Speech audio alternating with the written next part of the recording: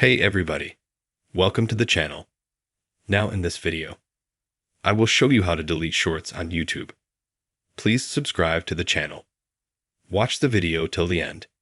Let's get started. To do this, you'll need to go to the YouTube app. On absolutely any device, it can be either a phone or a tablet.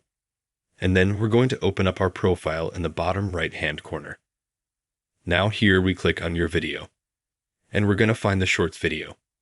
I don't have one, unfortunately. So I'll show you an example of a regular video. You click on Shorts, and you'll see the clips appear here. And in order to delete, you click on these three dots underneath your shorts, and then you press Delete. You press Delete again. And then you were able to delete the shorts video on YouTube. If you liked this video, you can subscribe to the channel. Like it. Thank you so much for watching this video to the end. Write your comments. Thank you all for watching. Goodbye.